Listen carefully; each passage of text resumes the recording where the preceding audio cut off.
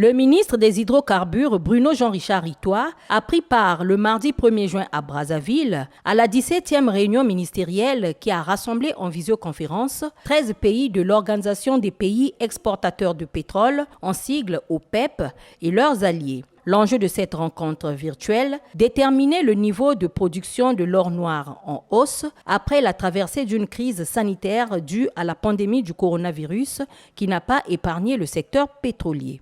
Les pays membres de l'OPEP, et ces pays sont une dizaine, ont décidé donc notamment de réduire leur production de façon à pouvoir ramener les prix des bruts à un niveau plus raisonnable.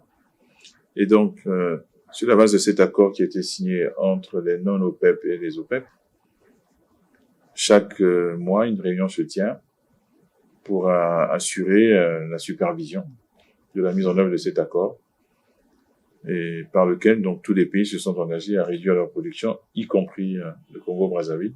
On regarde aussi évidemment à cette occasion l'évolution du marché, les paramètres d'évolution de ce marché, pour savoir si on doit continuer à agir par la réduction de la production des bruts ou si au contraire on peut peut-être envisager d'arrêter.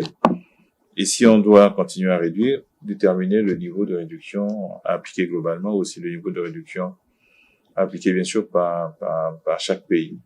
Avec la reprise des activités à l'échelle mondiale, la demande se fait plus pressante, a rassuré le ministre congolais. L'objet de cette réunion, nous avons constaté que le marché se porte de mieux en mieux, ce que tout le monde peut constater.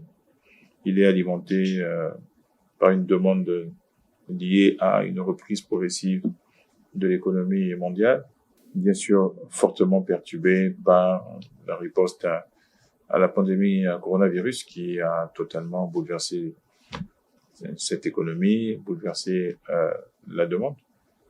Mais pour l'instant, les ministres ont décidé de continuer à respecter ce qui avait été convenu en termes de réduction de la production.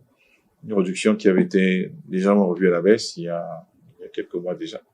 Face à toutes ces décisions prises à l'unisson, le Congo n'est pas menacé. Donc en ce qui concerne le Congo, nous avons une très faible réduction à faire. En réalité, elle devrait correspondre à peu près au léger déclin de la production que nous observons. Donc nous ne devrions pas avoir de décisions sérieuses à prendre.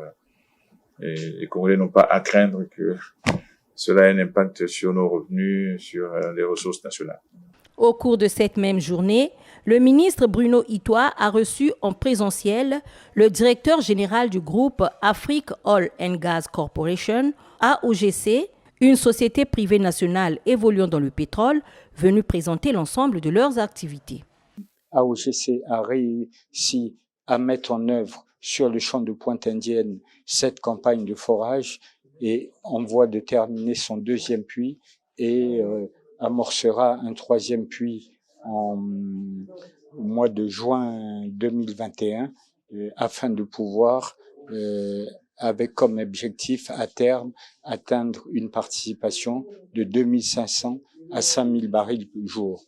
Nous avons également présenté au ministre Bruno Itoie les filiales du groupe, c'est-à-dire AOGC Distribution Afrique, qui est présente sur l'ensemble du territoire national avec un réseau de 22 stations et des clients industriels un peu partout et avec un programme de construction de 2 à 3 stations annuellement afin de pouvoir desservir l'ensemble de la population en produits blancs et carburants.